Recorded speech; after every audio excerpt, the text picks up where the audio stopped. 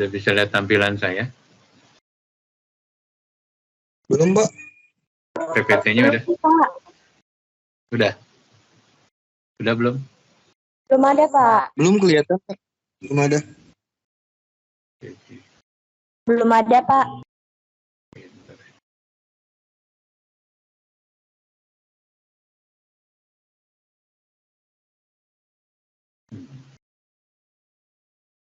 Sekarang udah ya?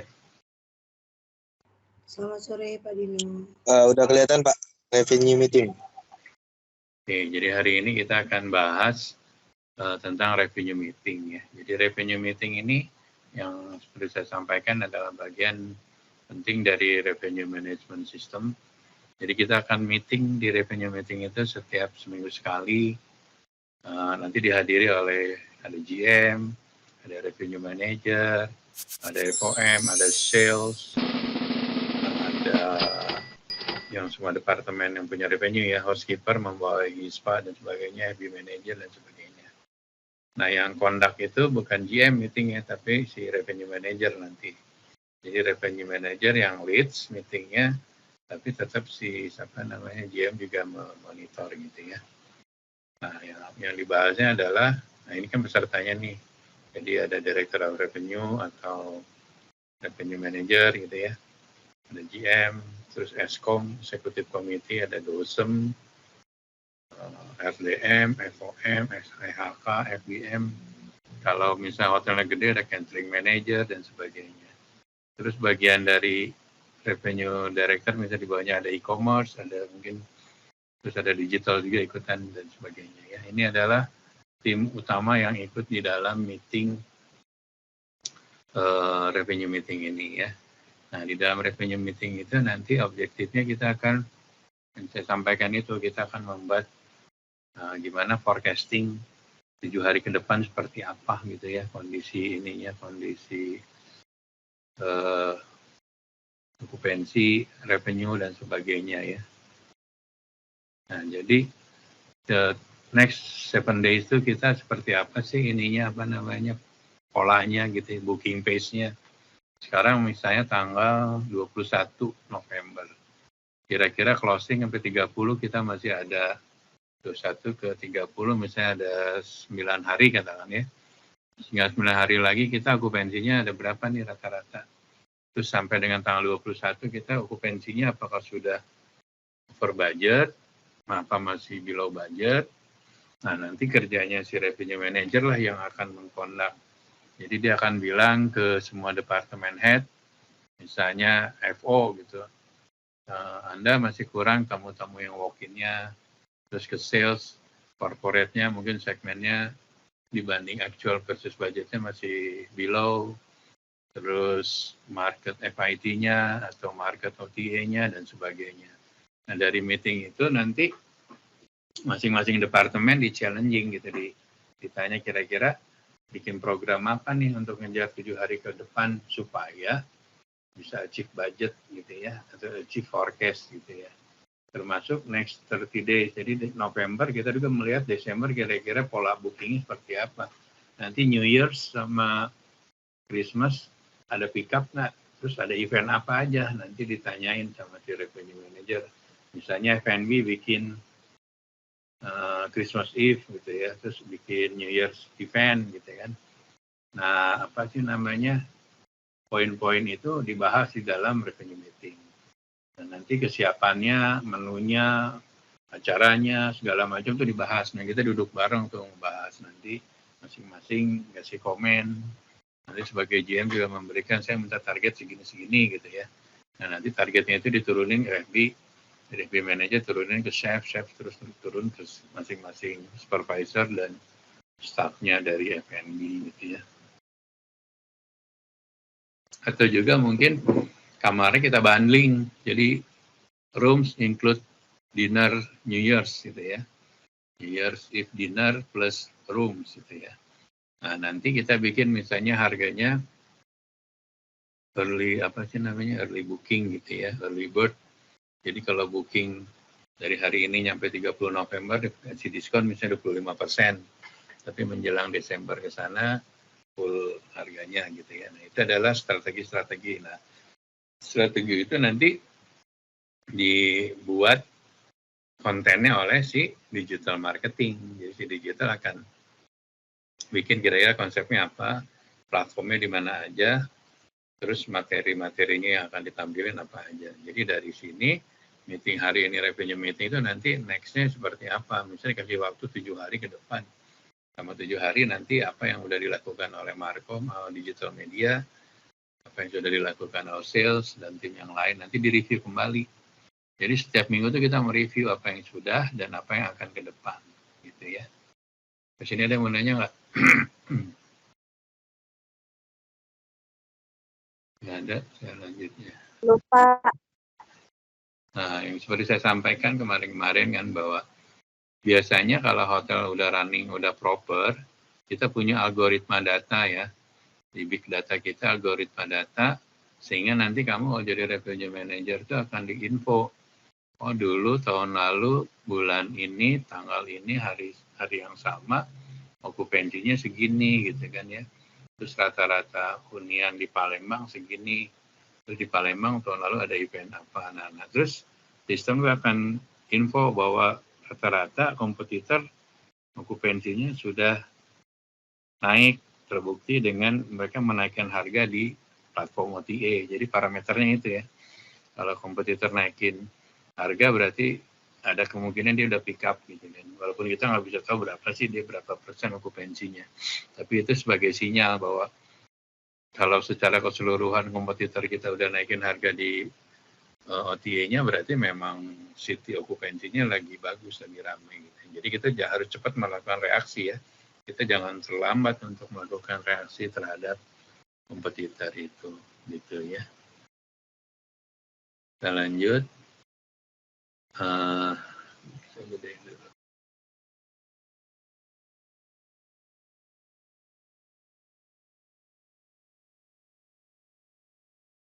Oke, kita juga memforecasting kira-kira grup-grup yang kemarin masih tentatif ya sama sales. Misalnya minggu lalu kita meeting ada grup yang masih tentatif belum confirm gitu ya. Misalnya kamu jadi sales, Dina jadi sales misalnya. Dina bilang ini ada grup dari Pertamina sekitar 40 kamar tapi belum confirm karena eventnya mungkin di Palembang atau mungkin di Bali gitu ya. Nah nanti di minggu depan kamu akan ditanya lagi gimana Dina sudah confirm belum gitu kan ya. Terus kalau memang nggak jadi kenapa alasannya, bisa pindah ke unit lain, properti lain atau mungkin dipospon gitu ya karena satu dan lain hal internalnya Pertamina misalnya gitu ya. Terus kita juga melihat kompetisi itu apa aja sih sekarang lagi ada apa sih di Palembang. Kira-kira kalender event di Palembang depan ada apa? Ada event apa di Palembang itu? Ada event kah? Ada international champion misalnya kejuaraan apa gitu ya. Terus atau mungkin ada conference apa gitu ya yang membutuhkan jumlah kamar yang besar sehingga kita harus cepat menanggapinya gitu. Jangan sampai yang lain udah pada dapat grupnya kita masih belum atau kita nggak tahu kontak personnya malah siapa gitu ya. Jadi kalau sales yang bagus dia udah punya target bulan ini targetnya. Jadi kamu kalau jadi dosem itu ngebagi-bagi nanti misalnya Dina jadi dos, Ahmad megang segmen corporate, terus Desi megang segmen misalnya government, terus Sami misalnya megang program segmennya farmasi gitu kan ya. Ya nanti kamu meeting si dosem itu setiap bulan kamu kasih target masing-masing sales. Jadi Ahmad harus berapa room night production-nya, Desi harus berapa dan sebagainya. Nah nanti bulan depan direview kembali. Nah sebelum revenue meeting itu seorang dos sudah punya datanya. Jadi si ini production-nya udah berapa, masih kurang berapa, bulan depan harus pick up berapa dan sebagainya gitu ya. Jadi dengan begitu kita ke tracking gitu loh, masing-masing orang sales ketahuan mana yang bisa production, mana enggak. Jadi kalau kamu jadi sales, kalau nggak ada production-nya juga nggak akan lama gitu, paling selesai gitu ya. Karena sales itu kan hasil akhirnya production nih, apa yang dihasilkannya gitu. Dari jualan, kalau jualan tapi nggak ada tamunya ya repot nanti. Kita buang-buang gaji, uang bensin, buat segala macam, tapi nggak ada tamu yang. Nah itu menjadi juga KPI-nya seorang sales gitu. Kalau dia biasanya kita kasih waktu 3 bulan ya, kalau production dia nggak achieve budget ya, kita biasanya cari lagi yang lain yang memang punya market yang kuat gitu ya. Terus kita juga mereview nih grup-grup sekarang gimana 3 bulan ke depan seperti apa. Tahun lalu ada grup apa aja, bisa jadi ada grup yang tahun lalu, tahun ini nggak ada. Nah, kamu harus find out, harus cari kenapa grupnya kok ada gitu. Nah, kalau udah ternyata grupnya one start aja, sekali doang meeting di Palembang, tidak reguler gitu ya. Gitu ya. Atau contohnya mereka meeting tapi pindah ke properti lain, ke kompetitor, itu yang jadi parah. Jangan sampai seperti itu. Jadi kamu harus tahu kedalaman market kamu ya. Jangan sampai akun yang udah kamu pegang diambil oleh kompetitor gitu ya. Kamu harus terus nempel gitu si Bookers, jangan dilepas gitu ya. Sorry yang suaranya dimatiin ya, tapi yang suaranya yang lain dimatiin ya, supaya saya bisa bicara lebih. Halo. Oke. Terus kamu review kira-kira tanggal-tanggal high demand kapan aja nih. Sekarang November nih. Kamu bisa lihat kan di reservation tuh kelihatan modul. Dari tanggal ini sampai tanggal 30 tuh tanggal-tanggal berapa yang rame, tanggal-tanggal berapa yang masih low. Nah, tanggal-tanggal yang low itu kamu harus find out tuh. Dan ngasih target ke sales. Tolong kejar ini grup-grup yang masih tentatif. Atau kamu cari lagi grup yang tahun lalu ada tapi sekarang nggak ada. Coba kamu cari tahu gitu ya, kenapa kok tahun ini atau bulan ini nggak ada gitu ya. Jadi kita jangan sampai kita kehilangan akal itu, nyampe bingung nyari tamu gitu ya. Kita harus biasain kita melakukan analisa data yang kita punya. Bisa jadi tamu-tamu yang dulu udah datang karena kita jarang sales call, akhirnya si bookersnya ngerasa wah pernah didatengin lagi gitu ya kan. Kalau orang kita kan lebih prefer didatengin gitu ya. Kalau kamu jadi bookers gitu ya, misalnya Ahmad jadi bookers, terus Ovi jadi salesnya, sepanjang Ovi nggak pernah nelfon nanya ada program apa, ada event apa, ya Ahmad apa yang hotel sales yang datang aja yang akan dia ingat gitu kan ya. Jadi kita harus selalu keep in touch gitu ya sebagai sales dengan klien-klien kita gitu ya. Nah, terus kita juga selalu membuat yang namanya what if. Biasanya what if itu skenario yang terburuk ya. Misalnya, ini ternyata nih okupansi kita nggak bisa achieve budget nih. Bulan ini harusnya 70%, tapi nyampe minggu kedua ini kok masih 60% dan agak susah gitu ngegenjot karena sampai akhir bulan kelihatan trennya masih belum pick up gitu. Nah, kamu harus bikin simulasi nih, kalau begini 60%, berarti kan kita nggak bisa achieve budget, berarti berbahaya nanti ke profitability kita, ke keuntungan hotel. Nah, berarti kamu harus info ke GM, ke departemen headline, sepertinya kita nggak bisa achieve bulan ini. Nah, nanti GM akan nyuruh ke finance manager, mungkin ada beberapa barang yang ditunda, pembelian yang ditunda ke bulan depan atau di cancel dan sebagainya, supaya bulan ini kita bisa selamat. Selamat dalam artian walaupun revenue-nya di bawah budget, tapi expense bisa kekontrol, sehingga kita masih bisa ada profit lah gitu, nggak terlalu jomplang gitu dibanding budget gitu ya. Jadi itulah kegunaannya revenue meeting. Jadi revenue meeting sangat berfungsi sekali ya, tiap minggu itu kita meeting supaya kita tahu terus bentuk performan kita sampai sekarang seperti apa gitu ya. Kita kan kadang-kadang kalau kita nggak meeting seperti apa sih, autopilot gitu ya, kayak pesawat terbang nggak pakai pilot. Jadi ya mau nyusruk kayak mau nanjak kayak nggak ada yang tahu. Tapi kalau ini kita ke tracking, misalnya jalannya agak miring ke kiri bisa dibelokin. Nah, kita juga melihat nanti promotion apa sih yang selama ini udah kita jalanin tapi nggak efektif. Misalnya F&B jualan promo bisnis lunch gitu ya, jualan buffet lunch untuk pebisnis. Harganya mungkin 200.000, ternyata marketnya nggak ada tuh di Palembang, kemahalan gitu ya, karena segmentasi bisnismen mungkin nggak banyak yang makan di hotel dengan harga 200.000 gitu. Nah mungkin itu akan direview sama kamu mungkin tahun depan atau bulan depan nggak usah di ini lagi. Jadi mungkin ganti konsepnya. Mungkin daya belinya di sana mungkin sekali belanja atau makan yang harganya 100.000 sampai 150. Ya udah kamu fokus di harga itu gitu loh. Harga yang memang market kamu memang adanya di situ. Gitu. Jangan kamu paksain jual tinggi kalau nggak ada market. Gitu ya. Oke. Selanjutnya kita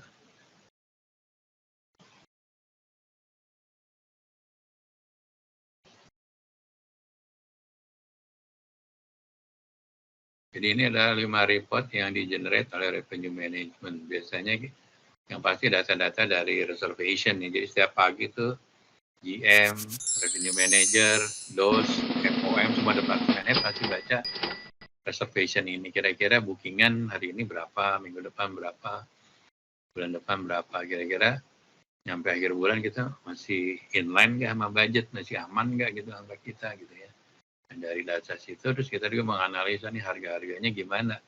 Kan biasanya kalau ada data reservation ketahuan tuh okupansinya berapa, ARR-nya berapa, harga jual kamarnya rata-rata berapa dan sebagainya. Dari situ kelihatan misalnya tanggal tertentu ini rame kok, tapi harganya kok murah banget ya. Kita bisa analisa, oh ternyata ini ada grupnya ad hoc karena grupnya banyak, dikasih harganya agak slightly miring gitu, agak lebih rendah dikit gitu ya, misal gitu ya. Jadi kita tahu oh ternyata problemnya itu. Terus kita juga harus membaca dan kompetitor gitu. Kompetitor saat ini gimana? Jangan sampai kompetitor pada rame kita sepi hotelnya. Berarti something wrong dengan sales kita, something wrong dengan produk kita, something wrong dengan service dan service dan tim kita gitu dalam jualannya gitu. Itu menjadi PR bagi kita untuk memperbaikinya gitu ya. Kenapa kok kompetitor bisa rame gitu? Itu yang harus kita find out. Jangan sampai kita kalah terus gitu sama si kompetitor ya. Di sini ada yang mau nanya nggak?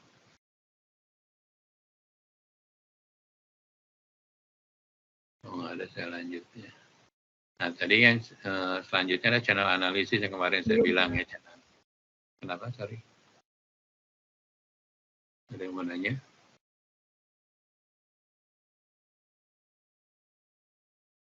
Nggak ada. Oke, channel analisis seperti yang saya sampaikan kemarin ya. Jadi channel analisis kita harus cek juga ya. Kira-kira dia masih interface-nya bagus atau enggak. Kadang-kadang juga namanya sistem kan pasti ada error dan sebagainya. Jangan sampai gara-gara okupansi kita rendah ternyata ada problem dari cara bookingnya gitu ya. Ternyata beberapa platformnya nggak bisa smooth atau mungkin website kita lama gitu loadingnya, itu kan tidak membuat orang menarik untuk booking gitu ya. Terus segmentasi pasar gitu kita analisa. Segmen mana sih sekarang yang lagi kurang? Oh ternyata corporate. Kenapa corporate kurang ke Palembang? Oh ternyata tiket pesawat ke Palembang naik gitu. Misalnya karena afturnya naik atau segala macam. Nah itu kita harus analisa gitu ya. Nah kalau misalnya market segmen corporate-nya lagi lesu kan kamu harus banting setir, shifting ke market yang lain nih. Nah makanya yang saya sampaikan dulu, kamu jangan terlalu fokus pada satu segmentasi pasar. Kalau segmentasi pasar itu terganggu, disruption, kamu nggak punya gantinya nantinya. Tapi kalau kamu bisa main di berbagai platform segmen pasar, kalau satu terganggu kan kamu masih punya segmen pasar lainnya untuk menutupi kekosongannya gitu ya. Oke, ini contoh dari step-stepnya revenue management ya. Biasanya kita meeting bareng, terus kita belajarin best practice juga dari properti lain. Biasanya kalau kami di brand besar, sukses misalnya Marriott di Bali, bikin program apa, coba diimplementasikan misalnya di Bandung, Surabaya, di Jakarta, dan sebagainya. Nah, strateginya juga kita harus bahas. Nah, biasanya ada revenue support ya, biasanya dari tim corporate ya. Mungkin corporate punya program, bundling atau dia kerjasama dengan Mercedes-Benz, misalnya pameran Mercy bareng sama Marriott Bonvoy misalnya. Jadi setiap member Marriott Bonvoy dapat poin yang dikocok nanti dapat Mercy yang terbaru misalnya gitu. Itu kan contoh part of dari promotion yang disupport dari corporate-nya gitu ya, corporate brand-nya gitu ya. Sehingga kita dapat kebagian juga apa sih namanya kesempatan untuk bisa jualan lebih mahal ya. Ini yang saya sampaikan waktu itu yield management. Jadi gimana sih yield management itu bisa menjual produk di mana produk itu bisa menjual dengan harga yang paling tinggi gitu pada customer yang tepat di waktu yang tepat gitu. Seperti yang saya sampaikan dengan bar OTA itu. Jadi once kamu pada okupansi 70%, ya kamu harga jualnya di bar 70% gitu, bukan di bar 60 lagi atau di bar 50 gitu. Jadi harus naik gitu kan. Nah, terus kamu jualan juga bisa di red channel, kamu jualannya di mana nih? Di website dikencengin, berarti kamu harus punya brand image yang kuat sehingga website kamunya aktif gitu ya. Biasanya kalau brand-brand gede, orang prefer bookingnya dari websitenya brand itu, misalnya dari Marriott.com gitu ya, atau Accor.com. Karena kalau membernya dari brand itu, dia akan merasa untung booking di websitenya karena dapat poin, terus dapat diskon, dan bla bla bla dibanding dengan pakai OTA atau pakai channel distribution yang lain ya. Ada yang mau nanya nggak?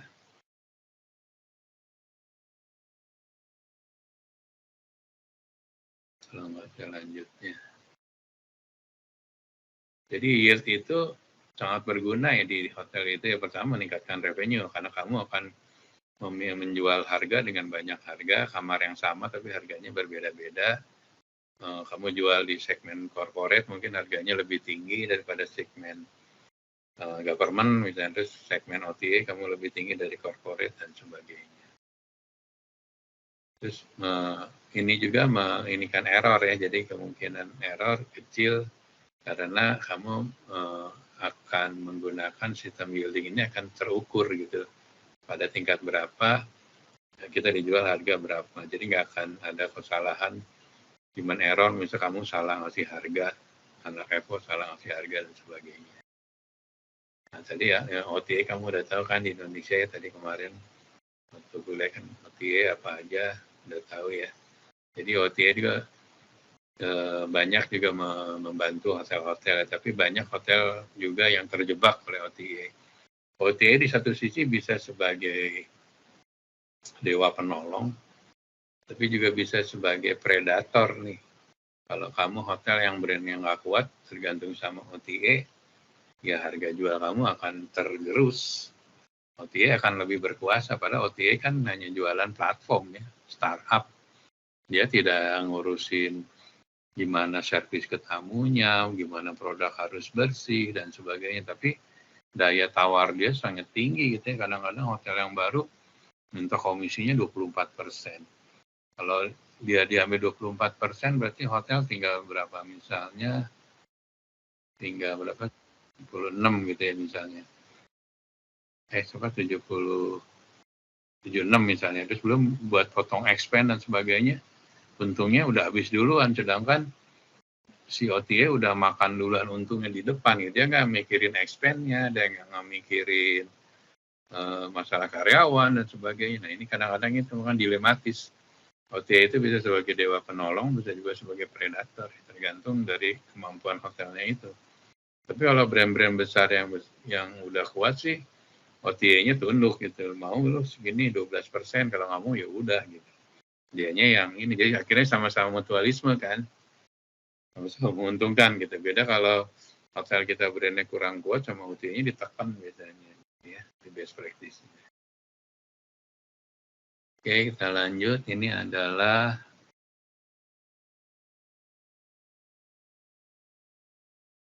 keuntungan kita menjual melalui OTA ya. Jadi pasti ada plus dan minus tadi ya. Kalau dengan OTA kan kamu kalau website kamu kurang bagus, misalnya website kamu kurang responsif, lama, terus image-nya jelek, terus apa sih namanya search engine-nya agak lama gitu ya. Kalau OTA kan selalu cepat gitu ya. Cuma kan di dalam OTA itu kan banyak warung yang ditempelin, banyak hotel yang ditempelin. Jadi kalau kamu juga nggak maintain image kamu, hotel kamu di dalam OTA juga nanti ranking kamu akan turun di mungkin nggak di ranking first page rank lagi, nggak di ranking pertama page-nya. Mungkin page ke-10, dan orang kalau udah di page ke-10, siapa yang mau lihat gitu. Orang paling ngeliat tuh setelah penelitian di halaman 1 sampai halaman 3 biasanya ya. Jadi kalau kamu ke OTA gitu kan, Traveloka nyari hotel di Palembang, kamu paling kan nyari di first page itu, di halaman pertama Traveloka itu, kedua sampai ketiga. Kalau harga udah dapat, lokasi udah dapat, ya udah, yang biasanya hotel yang di keempat, kelima, keenam kan mungkin nggak kepilih gitu ya.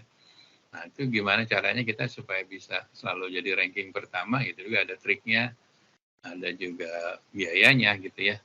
Tapi kalau produk kita bagus, harga kita stabil, itu selalu kita jadi ranking pertama sih, kita nyaman. Tapi yang jadi problem, yaitu kalau hotel kita kurang maintain, nggak muncul di first page rank, ya susah juga jualannya gitu ya. Walaupun kamu jual murah juga, ya ada yang masuk, tapi nggak semua harga termurah akan nongol di sini. Walaupun bisa searching dari harga yang paling murah ya di OTA ya. Tapi kalau misalnya di open langsung gitu, kamu akan mungkin di ranking atau di page yang kesekian gitu, yang orang malas ngebuka ke yang lain gitu ya. Nah ini pemain-pemain besar ya. Kalau di luar, ini pemain besarnya ada Booking.com, Expedia, TripAdvisor, dan Agoda. Sebenarnya TripAdvisor tuh awalnya sih cuman buat guest comment ya, tapi sekarang juga dia bermain di Booking channel juga ya. Kalau di Indonesia kan ada Traveloka, Tiket.com, Blibli, dan sebagainya. Nah ini adalah keuntungan dan kerugian menggunakan OTA ya. Kalau menggunakan OTA itu kan ada komisi, kita harus membayar commission. Makanya kamu dapatnya nanti profitnya lebih rendah dibanding orang yang booking website kita. Misal kamu punya hotel websitenya Aston gitu. Booking lewat Aston langsung, nggak ada komisi kan. Berarti profitnya gede. Tapi kalau lewat OTA dipotong dulu komisi, jadi lebih kecil gitu ya. Ya ini ada satu contoh tentang revenue meeting, termasuk apa sih namanya tadi, step-step di dalam revenue meeting. Sebelum saya akhiri, ada yang mau nanya nggak? Sore Pak Dino, Pak Dia izin nanya Pak. Ya, gimana Pak Dia? Kalau misalkan brand kayak Marriott gitu, kan dia punya aplikasi Pak yang Marriott Bonpo itu. Nah, kan kalau poinnya udah banyak, itu kita bisa redeem poin untuk nginep Pak. Jadi kita nggak bayar pakai uang kan. Nah, itu hotel rugi atau nggak Pak? Nah, sebenarnya hotel itu dibayar oleh Marriott-nya, Pak Dia. Jadi si Marriott akan bayar juga ke unitnya, memang angkanya nggak besar gitu. Tapi kan ini kan kita jadi satu kesatuan ya, kesatuan promosi ya. Dengan cara gini kan kita punya marketnya jadi lebih luas ya. Karena membernya Marriott Bonvoy di dunia itu bisa, saya lupa ya berapa puluh juta gitu ya. Dibayangin dulu ada satu hotel ya, ada orang mau bangun hotel di Bali. Kebetulan dia mau pakai Marriott, pakai W gitu. Dia nanya ownernya ke si Marriott Business Development-nya, apa jaminannya saya pakai brand, dia bilang gitu, Marriott gitu ya. Dia bilang, oke, saya tunjukkan, kami punya member loyalties di dunia ini, saya lupa 24 juta, katakanlah saya lupa 24 juta misalnya. Jadi kita pastikan bahwa minimal 20%, 30% tamu yang stay di hotel Bapak itu dari member kita gitu kan. Dan itu ternyata terbukti selama hotelnya buka, W itu 30% udah diisi oleh member loyal ya. Dan sisanya adalah dari luar. Dan itu membuktikan bahwa brand yang kuat punya market, captive market nih, market yang di dalamnya yang kuat. Ya, seperti sampaikan tadi, memang si tamunya kalau udah nginep kemana-mana kan dapat poin, dia bisa nge-redeem. Misalnya dia nginepnya di Amerika, dia dapat poin, dia nginepnya di Kuta, itu di Bali. Nah, di Balinya nanti dibayarin oleh Marriott internasionalnya gitu. Walaupun angkanya tidak sama ya, tapi secara itu kan nanti turunannya ada ke F&B-nya, ada kemana-mananya gitu. Nah, itu keunggulan dari brand-brand besar itu karena dia punya member yang captive, sehingga captive dan loyal ya. Sehingga pasti mereka akan booking dari websitenya atau menggunakan online online application gitu ya, karena dia lebih langsung direspon sama si ininya sama si petugas hotelnya, sehingga kita kan harus merespon dalam waktu kurang dari 2 menit ya. Kalau udah 2 menit berarti akan jadi problem gitu. Jadi hotelnya akan dicek oleh ini kenapa kok ini permintaan tamu belum di follow up dan sebagainya. Gitu Pak Dia. Ada lagi yang mau nanya yang lain?